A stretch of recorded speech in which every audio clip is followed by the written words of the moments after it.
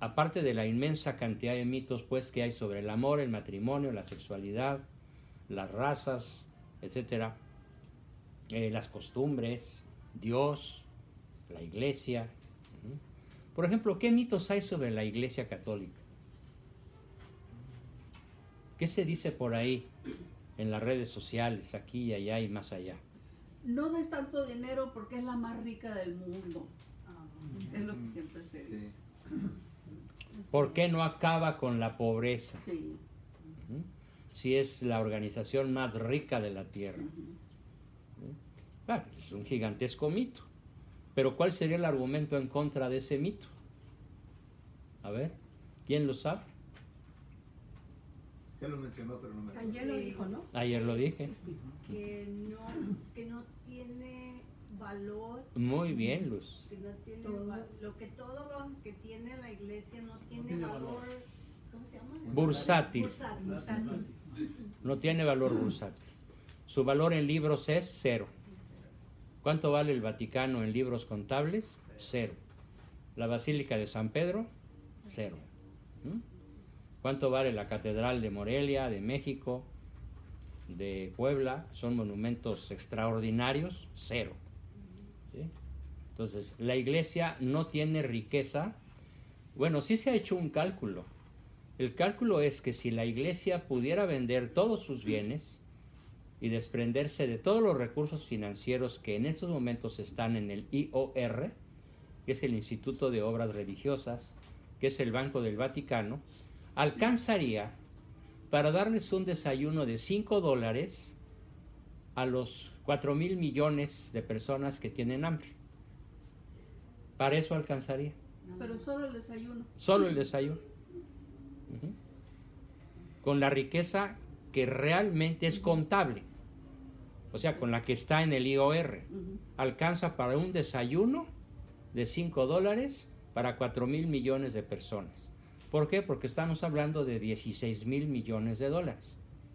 Es lo que hay ahorita en los activos contables del Vaticano, que realmente son recursos, ¿sí?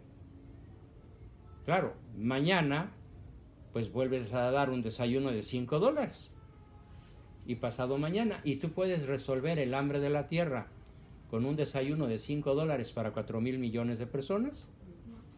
Es un viaje con marihuana de la buena, ¿no? Entonces, ¿dónde está la verdadera riqueza de la iglesia?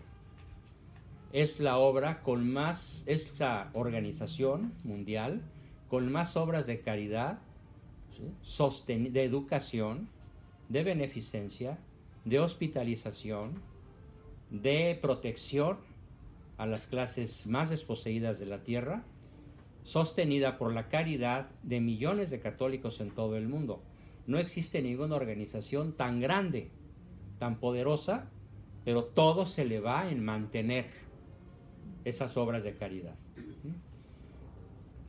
Les pido que busquen esto, está en mi muro, ahí hay un artículo larguísimo de varias páginas sobre cuántos institutos de obras pías tiene la iglesia a escala mundial, en los 5 continentes. Esa es la realidad contable. Pero hay otros mitos que afectan muchísimo en general nuestra cultura. ¿Qué otro tipo de mitos hay aparte de los mitos sobre el amor, la sexualidad, la familia, la iglesia, etcétera? Por ejemplo, ahora hay mucho ataque a los curas pederastas, pero hay un dato muy interesante. Por cada sacerdote pederasta, ¿saben cuántos funcionarios pederastas hay en Estados Unidos? 32. Y se acaba de descubrir la principal red de pederastia en el mundo, donde están los principales deportistas, los principales artistas de Hollywood, los principales gobernantes, todas las personas picudas de la tierra están en la red de pederastas más poderosa, más secreta y mejor armada del planeta, ¿sí? Entonces es un mito eso de que se ataque a la iglesia por sacerdotes pederastas. Sí los hay, y con uno solo que lo hubiera sería una tragedia. Pero la realidad es que la pederastia de alto nivel y de alto alcance global no se da en la iglesia. Se da en el mundo de las finanzas, de la banca, del deportista de alto nivel, del político del nivel del presidente de Argentina, del presidente de Bolivia, del presidente de Venezuela, del presidente de Francia, del primer ministro inglés, Tony Blair, ya está acusado de pederastia y de extorsión. Tony Blair. ¿Sí? O sea, algo así como que, o sea, difícilmente vamos a encontrar una persona de ese nivel acusado de algo tan terrible como esto, ¿no? Está acusado Bill Clinton, ¿sí? Y claro, hay que reconocer que esta serie de descubrimientos pues los desató un personaje muy controversial, pero al que yo sigo admirando, que se llama Donald Trump. Él fue el que puso el dedo en la llaga. Esto se tiene que saber. Y ya está explotando la bomba, y en el mes de agosto va a haber una oleada de aprehensiones de personajes del alto mundo. Entonces eso de la pederastia del sacerdote católico pues es un mito. Pero hoy nos toca hablar de otro tipo de mitos, si están de acuerdo. Y si no, pues seguimos con temas psicológicos. Pero me gustaría mucho que abrieran su mente hoy para hablar de algo que afecta muchísimo más de lo que creen a nuestra vida cotidiana, y me refiero a los mitos históricos. ¿Les interesa? ¿Le entramos? Bueno, acerca de los personajes mitológicos hay varios. ¿Sí? Voy a mencionar algunos nombres y ustedes me dicen a cuál les gustaría que desmitifiquemos. ¿Sí? Hay que desmitologizar a varios personajes, cientos de personajes. Con que hagámoslo con 2 o 3, con eso sería una magnífica muestra de lo que se puede hacer para elevar nuestra calidad de vida. Porque, a ver, ¿cuál es la importancia de conocer nuestra historia? A nosotros como latinos mexicanos, ¿o hay aquí algún europeo de sangre azul? Pues a lo mejor Venancio, no, yo soy el único. Allá de Galicia o ¿no? De algún lugar de La Mancha, ¿no? Pero pues eres más mexicano que el chile verde, cuando menos ya por estar aquí desde chiquito, ¿no? Entonces, estos personajes que se han mitologizado, para bien o para mal, ¿con qué finalidad se han mitologizado? ¿O con qué finalidad se nos han ocultado? ¿Por qué el tercer pacto de los generales de 1928, cuando Plutarco Elías Calles funda el PRI, que se llamó PNR en su fundación, después cambió a PRN, después cambió a PRI, y finalmente el año pasado o antepasado cambió a ¿cuál? A Morena. ¿Sí? Pero es exactamente el mismo partido que fundó Plutarco Elías Calles, hoy se llama Morena. Y todos los que están ahí, todos son priistas. Algunos panistas, algunos perredistas, pero todos son de la vieja guardia del PRI. Y ellos, los fundadores de hace 91 años, el 28, 29 y 30 de noviembre de 1928, hicieron varios pactos. Los menciono rápidamente. ¿Sí? Vamos a perpetuarnos en el poder. ¿Lo lograron? Vamos a repartirnos el territorio. Tal cual. Cada estado de la República tiene su nombre, su dueño. Tercero, vamos a dejar al pueblo en la ignorancia. Si ustedes checan en la red qué nivel académico ocupa México entre los países de la OCDE, que son 36, ¿qué lugar ocupa? El último. El 36, y no ocupa el 37 porque no hay. El último. El último por debajo de Haití, de Honduras, de Nicaragua, de El Salvador. Y qué vergüenza, porque el primer lugar entre los países de la OCDE, ¿cuál creen que lo ocupa? un huevito de país llamado Costa Rica, en Centroamérica. También mestizos y prietitos como la mayoría de los mexicanos, pero es un país de altísimo nivel cultural. No hay analfabetismo y ellos sí conocen su historia. Bien, entonces, ¿qué tan importante es que un pueblo no conozca su historia como para que el grupo fundacional que va a gobernar al país durante 90 años, y si nos descuidamos tantito lo va a gobernar como el Imperio Romano por 1000 años? ¿Sí? Porque eso duró el Imperio Romano, 1000 años. Así que lo más probable es que si se sigue fabricando un mexicano promedio que ignora su historia, ¿qué es lo que nos va a seguir pasando como nación? ¿Cuál es la perspectiva? Disolución de la familia, violencia creciente. Los últimos 8 meses han sido los más violentos de la historia de México. Aborto, pérdida de las perspectivas de desarrollo. Todas las grandes compañías mundiales que califican a los países en función de su poder crediticio han venido rebajando, devaluando la calificación de México. Ya estamos en 0, a pesar de que el año pasado la perspectiva era de 4, crecer al 4%, y ahorita la perspectiva es crecer al 0%, y no me sorprende que para fines de agosto-septiembre la perspectiva sea negativa, -1 o -2, con lo cual se va a provocar una estampida de capitales y una depauperización de la inmensa mayoría de la población. Es depauperización. Depauperización. A ver, ¿a qué te huele? Tradúzcanselo. La depauperización de la sociedad. ¿Qué querrá decir? Una estampida.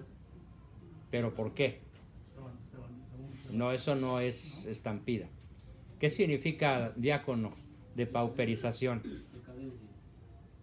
Decadencia. No, Bueno, Es caída de. es caída de. tampoco. de Depauperización significa caer en la pobreza extrema. Pobreza extrema. ¿Sí? Pauper, paupérrimo. ¿Qué es una persona paupérrima? Es pobre entre los pobres. Entonces, depauperización es pobreza extrema. Midiéndola en dólares, en esos momentos, 50 millones de mexicanos viven con $2 al día. A ver, ¿qué harían ustedes con $2 al día? ¿Para qué les alcanza? Una soda. Ni para el pasaje del básquet. Ni para el pasaje del bus. Bueno, pues así viven 50 millones de mexicanos. Si el país se sigue depauperando, se calcula que va a bajar a $1 o menos. ¿Sí? De hecho, ya hay muchos fenómenos que en estos momentos están ocurriendo. Por ejemplo, en el Zócalo de la Ciudad de México hay un plantón de campesinos, que son los líderes de los campesinos de todo México, que ya prometieron que si para los primeros días de agosto el gobierno no les da lo prometido, van a bloquear todo el país. ¿Qué dejará de funcionar? Las carreteras, los aeropuertos, los puertos, los ferrocarriles, las universidades, las centrales nucleares, las centrales eléctricas, las fronteras.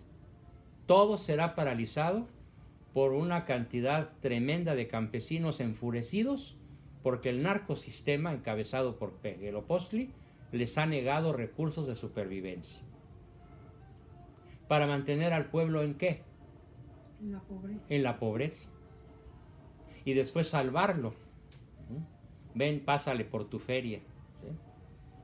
Pásale por tu cheque. ¿Sí? Es lo que hacía Stalin. Les voy a contar cómo les explicó Stalin a sus generales cómo iba a gobernar al pueblo ruso. ¿No saben esa historia? Se las cuento. Es historia de Rusia. Tal cual, como sucedió, se los voy a contar. Stalin no encontraba cómo explicarles a los jerarcas rusos que lo ayudaron a ganar el poder, masones todos, por supuesto, ateos masones, y un día, para explicárselos, mandó llamar una gallina, de las que ponen huevos. ¿Sí? La tomó entre sus brazos, la acarició, y la gallina se sintió a gusto y se acurrucó en los brazos de Stalin. Y ya bien acurrucadita y bien cómoda, la empezó a desplumar en vivo. Ya saben que para desplumar una gallina y después comérsela, pues hay que hervirla, ¿no? Se mete en una olla hirviendo. Yo hacía eso cuando era chiquito para comer gallina, ¿no? ¿Sí? Quitar las plumas. Bueno, pues él le quita las plumas en vivo. Ya se podrán imaginar el escándalo de la pobre gallina. Ya cuando estuvo absolutamente desplumada, la tiró al suelo y la gallina empezó a correr por todas partes como loca, sintiendo que se moría de la desesperación. Y la dejó sin comer y sin beber las siguientes horas. Y ya cuando estaba la gallina suficientemente desesperada, antes de morirse de lo que se tuviera que haber muerto, sacó de su gran chaqueta de cosaco ruso 2 enormes puñados de maíz y fue regando el maíz por el suelo. ¿Y qué hizo la gallina? Seguir el caminito del maíz, pero no le ponía mucho, le ponía lo necesario para que no se muriera. ¿Sí? Y el maíz nunca se acabó, pero la gallina nunca satisfizo su hambre, pero siguió picoteando en pos del maíz. Y les dijo, ¿ya entendieron cómo vamos a manejar al pueblo ruso? Se despluma y se maicea. Y eso es lo que están haciendo en México en esos momentos. ¿Y en qué otros países? Nicaragua, Venezuela, El Salvador, Honduras, Bolivia, Cuba. Están maiceando a la gente para que no se muera. Pero hay que entender, ¿para qué hacen eso? La respuesta es una respuesta de orden religioso. ¿Sí? De orden religioso. No es una respuesta política. Es una respuesta profundamente religiosa. ¿Cuál es? De los libros que quedan se lo obsequio al que me conteste bien. ¿Con qué motivo el comunismo, el socialismo, el pejelo postre en México, con qué objetivo despluman y maicean a la gente? ¿Para qué? Para controlarlos y después decir, esta es la religión que se va a hacer ahora, de aquí en adelante, para todos. Y ¿Te acercaste? Adoración. Adorar. Algo hay de cierto en lo que están diciendo. Para imponer un nuevo orden mundial, pero ¿cómo? ¿Mediante qué? Mediante la convicción de toda la gente de que se va a hacer lo mejor y nadie diga nada, que no está mal, al contrario. Sí, pero se les está pasando el objetivo con el cual lo van a lograr. ¿Qué siente la gallina desplumada y antes de que la maiceen? Si pudiera expresar lo que siente en palabras humanas, ¿qué diría? Me siento desolada. En la desolación. Entonces, el objetivo de Stalin, del comunismo, y ahora el objetivo del peje en México es crear un estado de ¿qué? Desolación. De desolación. Para que en el momento que él ofrezca soluciones, la gente lo adore. Y diga, tú eres la verdad, el bien y el camino y la salvación de México. ¿Qué es lo que quiere quién? El anticristo, el demonio. Es el proyecto esencial. A ver, San Juan lo explica en el Apocalipsis de manera perfecta. ¿Cómo sabremos que Cristo está cerca? Sin atreverme yo a dar ninguna fecha. Porque las naciones han apostatado, todas. Solo Hungría y Polonia no. Espero que mientras Polonia y Hungría no apostaten y se sigan declarando oficialmente católicas, eso está retrasando la venida del anticristo. Espero que las misas sigan siendo válidas, porque el día que las misas se sigan celebrando, pero los sacerdotes cismáticos y heréticos ya no hagan la fórmula exacta de la transubstanciación, cuando ya no conviertan el pan y el vino en la sangre y el cuerpo de Cristo, tendremos la abominación desoladora, que se llama la suspensión del santo sacrificio del altar.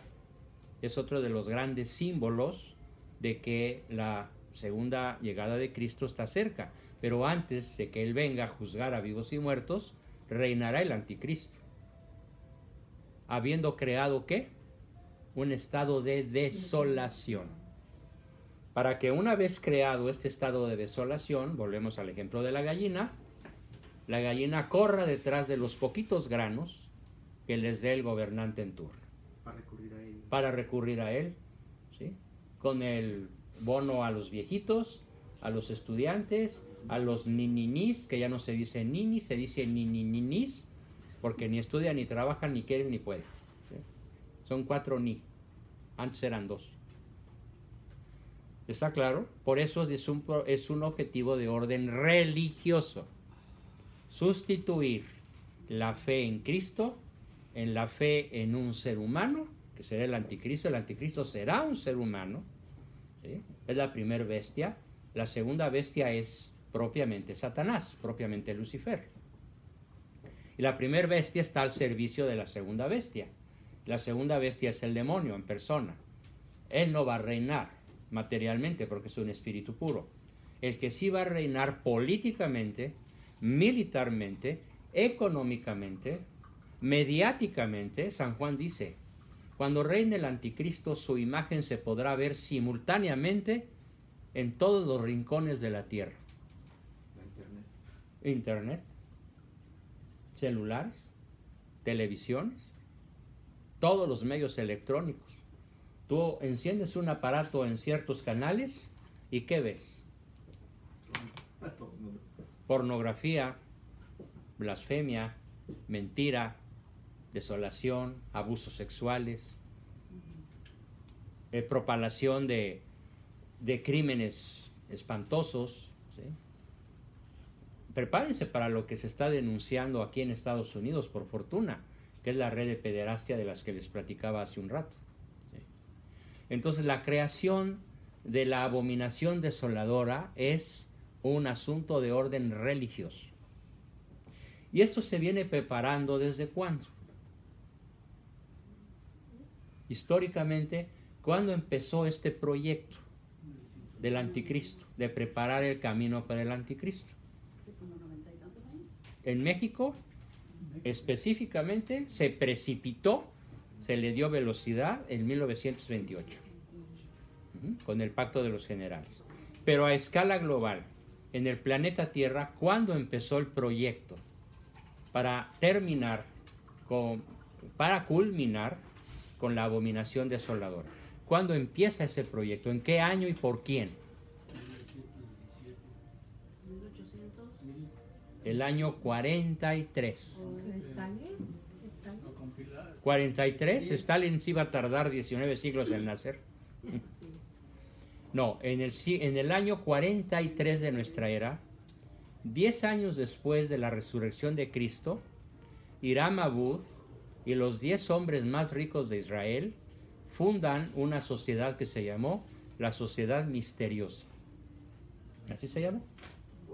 La Sociedad Misteriosa. ¿Con qué finalidad? Con la finalidad de cerrarle el paso al cristianismo que se estaba expandiendo a una velocidad asombrosa.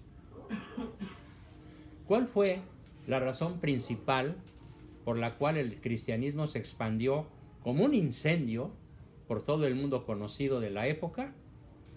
¿Cuál fue la principal razón de esa maravillosa expansión del cristianismo? De tal manera que al principio eran 11, ¿no? Con la Virgen, 12. Cristo ya se había ido. ¿Por qué? Además, la Virgen pues se fue primero que los apóstoles. El tránsito de la Virgen al cielo en cuerpo y alma, asunta en cuerpo y alma, ella no murió, es dogma de fe, es uno de nuestros dogmas, ya había sucedido, y 11 ignorantes, analfabetas, claro, iluminados por el Espíritu Santo, capaces de hablar en lenguas, ellos sí, que significa que ellos hablaban en arameo y cada uno de los sujetos que los escuchaban, ¿en qué idioma lo escuchaban al apóstol? En su lengua materna. Ese es el don de lenguas. Así que el don de lenguas no es pararse por ahí en un templo actual y empezar con shashkala mashkala, ¿no? Eso es una vacilada. El don de lenguas es que si tú hablas en tu lengua materna, los otros extranjeros te escuchen en la suya y de forma inteligible, que sepan lo que estás diciendo. Ese es el verdadero don de lenguas. Pues con el don de lenguas los discípulos predicaron y los judíos que habían asesinado a Cristo, encabezados por el rey Herodes Agripa, porque Herodes Antipas fue el anterior, Herodes Agripa, con Hiram Abud y los hombres más ricos de Israel, fundan lo que hoy se conoce con el nombre de masonería. Los fariseos. Principalmente con fariseos. Los aristócratas, los fifís, ¿no? Como diríamos ahora en boca del pejelopostre.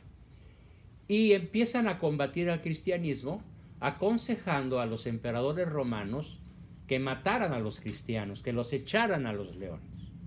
Y la pregunta que hice hace 5 minutos fue, ¿cuál es el secreto de la tremenda expansión del cristianismo? Si eran 11, 300 años después ya eran 40 millones. Predicar a un hombre muerto. No, ¿por ser mártires? Muy bien. El martirio de miles, de cientos de miles probablemente, fue la sangre de los mártires, semilla de cristianos. ¿Pero tú crees que esos cristianos tenían inteligencia política? ¿Tenían respeto humano? ¿Tenían miedo de declarar al César, no te serviré porque sirvo a Cristo? ¿Tenían miedo de decirle a Nerón, tú no eres Dios? ¿O decirle a Calígula, tu caballo no es Dios? ¿Dios es Cristo? ¿Tenían algún miedo, algún temor de proclamar el Evangelio? No. ¿Y con qué pagaron? Con su sangre. Con su sangre. ¿Y qué ganaron? El cielo. La santidad, el cielo. ¿Quién está dispuesto a eso hoy? Piénselo, no lo digan. Nada más piénselo. ¿Quién de ustedes está dispuesto a morir por Cristo? Si no estás dispuesto, no eres cristiano. Eres cristiano, dice él, ¿no? Dice él que es cristiano. Entonces, volviendo a la cuestión, ¿por qué es tan importante conocer nuestra historia?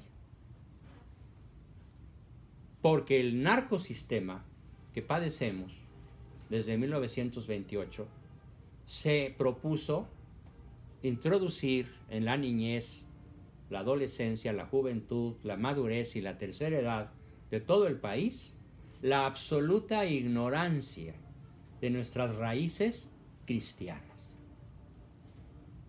¿Para qué?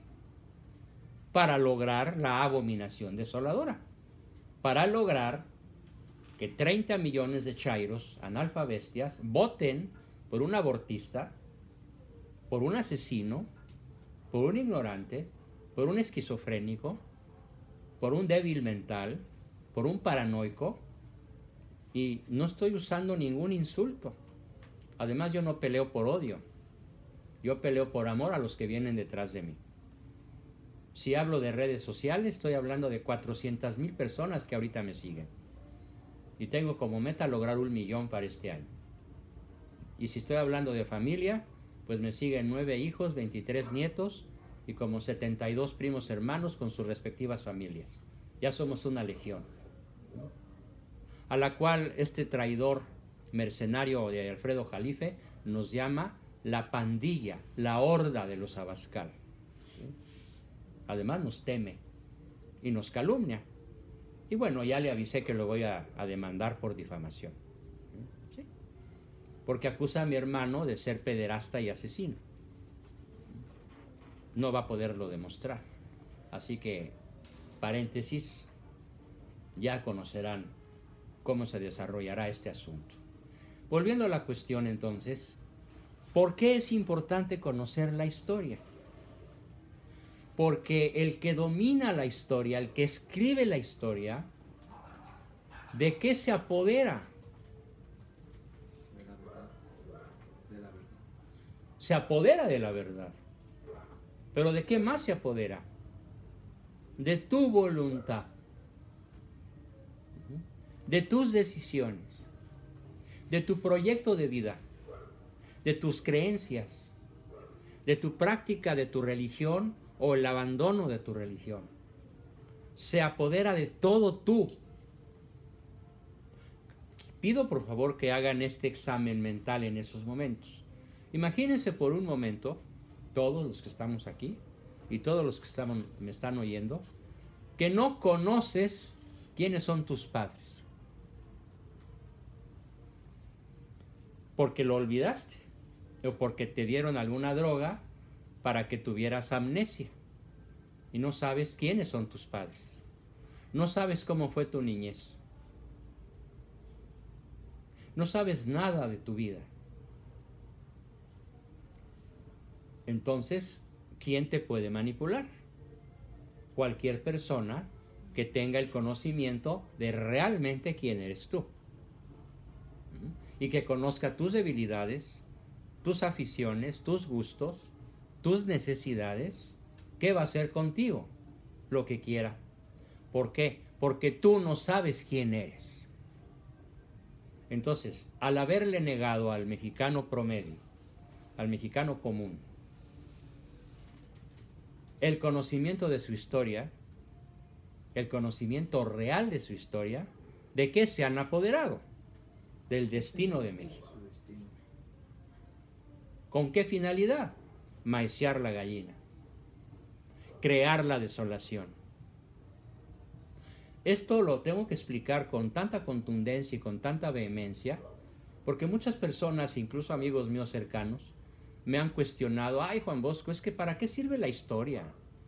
No, hombre, mejor háblanos de la educación de los hijos y de las relaciones de pareja y del amor.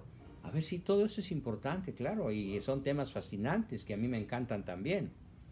Pero hay un momento de la vida en que si no conoces tu origen, no conoces tu identidad.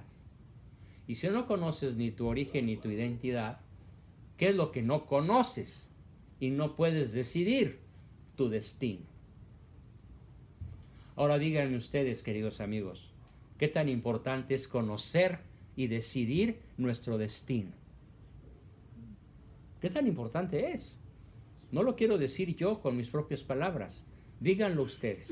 Muy importante. Ponle una palabra contundente. Conociendo la verdad.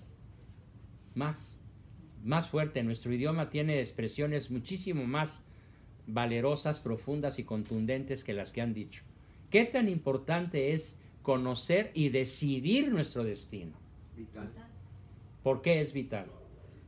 Porque a eso me refería cuando dije la verdad, de que si yo conozco mi historia, voy a conocer mi verdad. Si conozco mi verdad, Mi identidad. Mi identidad, sé para dónde voy y puedo decidir. Y si no sabes de dónde vienes ni quién eres, ¿a dónde vas a ir? A donde me digan. A donde te digan. Perfecto. Muy bien, Porfirio. ¿Y a dónde quieren los gobernantes masones de la tierra que vaya el total de la humanidad? La desolación. A la desolación. ¿Para lograr qué? Tu perdición eterna. Para que reniegues de Cristo y adores al anticristo. Esa es su meta. Para que adores a un sujeto humano extraordinariamente bello, inteligente, poderoso, rico, que va a tener todos los resortes del poder en sus manos, la banca, las armas, los medios de comunicación, las universidades, la droga, el gobierno mundial, y va a estar dentro de la iglesia. Ahorita ya está. Hay muchos cardenales y muchos obispos que van a ir a un sínodo en Amazonia, y ya el cardenal Burke y otros cardenales Brandmüller y otros han dicho, si esto se hace, será un terrible cisma, peor que el cisma que causó Lutero hace 500 años, exactamente, peor que el cisma luterano, porque se va a convalidar el matrimonio gay, la ideología de género, el aborto, la comunión para los divorciados vueltos a rejuntar, y todas las barbaridades que el demonio quiere instalar en nuestras vidas para dirigirlas y obtener nuestra perdición eterna. Ese es el proyecto del anticristo, proyecto anticristo. Todo esto lo explico en forma de novela, y explico por qué en forma de novela. Cuando yo empecé a escribir todo esto, como periodista, como investigador, como historiador, a mi esposa le di a leer las primeras 100 páginas. Y cuando terminó de leerlas estaba llorando como Magdalena, inconsolable. Me acerqué a ella con mucha ternura y le pregunté, ¿por qué lloras tanto, mijita? ¿Por lo que narro ahí? No, porque voy a ser la esposa de un famoso premio Nobel de literatura muerto. Te van a matar por escribir esto. Por favor, no lo escribas como historiador o como periodista. Te doy una sugerencia, me dijo ella. Dámela. A lo mejor te la acepto. Escríbelo como novela, porque a los novelistas no les hacen nada. Ah, pues genial. Entonces le di un giro de novela. Ya lo había escrito, y las siguientes 1000 hojas que llevo escritas en 2 tomos ya no son una narración periodística, ni una denuncia periodística, ni una obra de tipo académico histórico. Son una novela, pero con toda la verdad. Nada más que en personajes ficticios o personajes reales, pero con nombres cambiados. Que sí tienen una cierta manera de ser reconocidos. ¿Sí? Por ejemplo, Vicente Fox, pues se llama Silvestre Primitivo Zorrilla. ¿Sí? ¿Sí? O su esposita esta loca, Martita Según, pues se llama la Zorra de Palacio. O por ejemplo, Manlio Fabio Beltrones, pues se llama Fabiano Feotrones. ¿Sí? Y así cada personaje tiene su alteración nominal para que no me digan, me estás difamando. No, es novela, cuate. ¿Sí? Pero a buen entendedor, pocas palabras. ¿Por qué no me pone a mí allí en el libro? Pues porque no tienes ninguna relevancia novelística. Nomás use mi nombre. ¿Qué has hecho que valga la pena para meterte a mi novela? A ver, dime. ¿A quién has secuestrado? ¿A quién has matado? ¿A qué héroe? Espérame. A ver.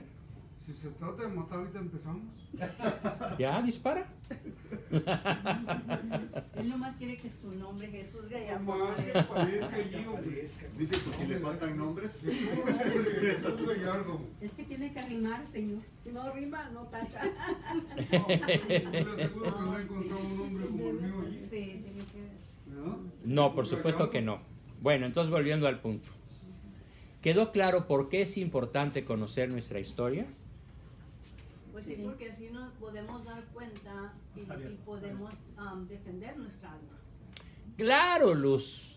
¿Por qué es tan importante conocer nuestra historia? Porque así podemos defender y salvar nuestro destino final, nuestra alma. Que al fin es nuestra meta. Que al fin es nuestra meta. Todos hermanos. Excelente manera de entenderlo y de decirlo, Luz. Muy bien. Bueno, pues tenemos un abanico de personajes que voy a proponerles comenzar a analizar porque es apenas un comienzo que va a durar varios años. Mientras no me digan ya no vengas a Los Ángeles, yo seguiré viniendo. Aunque sean poquitos, no importa. Espero que el domingo podamos juntar muchitos, ¿no? Bueno, entonces, ¿qué les parece? ¿Cuál personaje les atraería más? Voy a decir varios nombres. Isabel la Católica, que tuvo muchísimo que ver con la fundación de México y con la cristianización y salvación de todos los indígenas de América. Falso que hayan sido asesinados. Los tlaxcaltecas mataron miles, cientos de miles de aztecas por venganza, pero no los españoles. En Canadá y en Estados Unidos, los ingleses y los franceses se encargaron de matar a todos los indios y dejar algunos cuantos en Indian Reservations para los turistas. Allá sí hubo matazón, aquí sí la hubo, pero no en Arizona, sino arribita, ¿no? Porque esto era México. Entonces, Isabel la Católica sería un personaje que además mi libro sobre ella, que no es novela, es libro histórico, se llama Isabel la Católica, Isabel de Castilla, Camino a los altares. Otro personaje, Hernán Cortés. Hernán Cortés, libertador de México. No, perdón, me equivoqué. Hernán Cortés, fundador de la nacionalidad mexicana. Es Hernán Cortés el que funda México y le pone ese nombre. Y además, como lo explicaba anoche, Hernán Cortés lo funda en el hecho de la Malinche. Y de esta unión de la Malinche y Cortés surge el primer nacido en México que realmente es mestizo mexicano, Martín Cortés. Su vida es una epopeya formidable.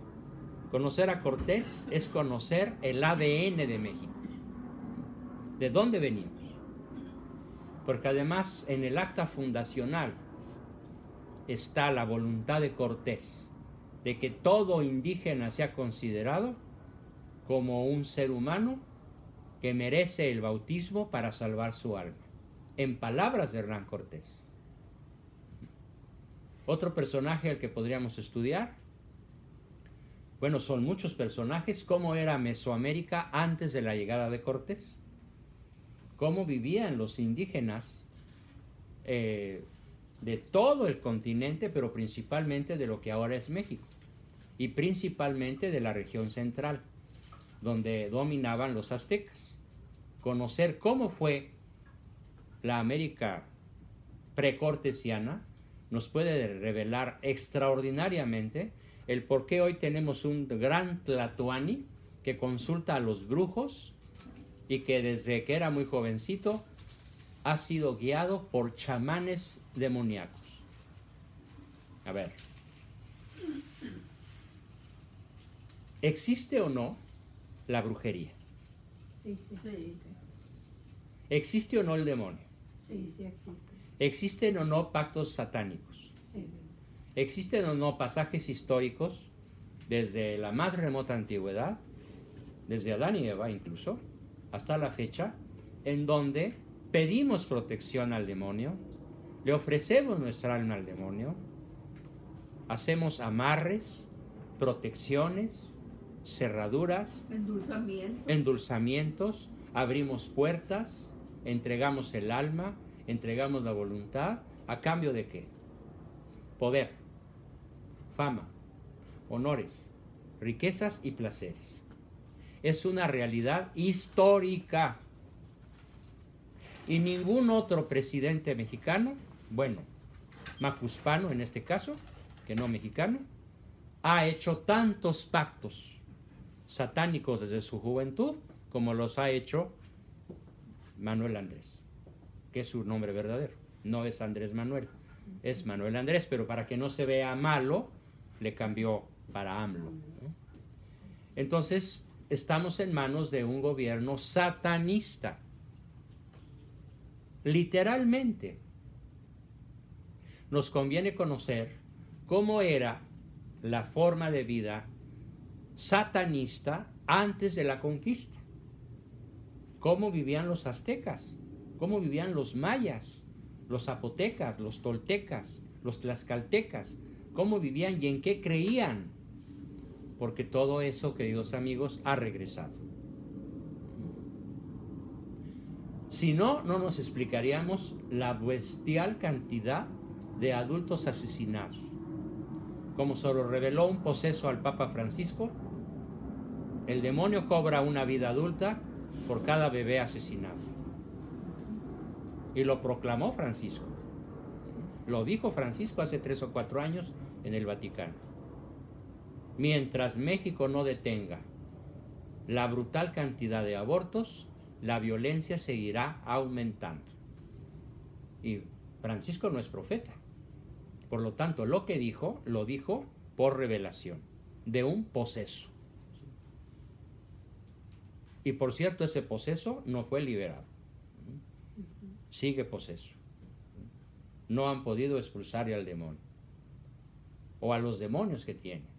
Entonces, la posesión satánica es un hecho real histórico, pero también hay otros hechos reales históricos que son la infestación satánica, que no es lo mismo que posesión. El demonio tiene poder sobre la materia y tiene cierto poder sobre las personas que se lo conceden. El demonio no tiene poder sobre quien no se lo concede. Pero esta horda de satánicos gobernantes que cayeron encima de México desde 1928, ¿sí? Porque sería muy interesante también, es más, si me dan unos minutos, ahorita les leo cuál fue el discurso de fundación que pronunció Plutarco Elías Calles cuando fundó el PRI. ¿Qué dijo cuando fundó el PRI Plutarco Elías Calles? ¿Sí? Voy a buscarlo, denme un minuto y ahorita se los leo.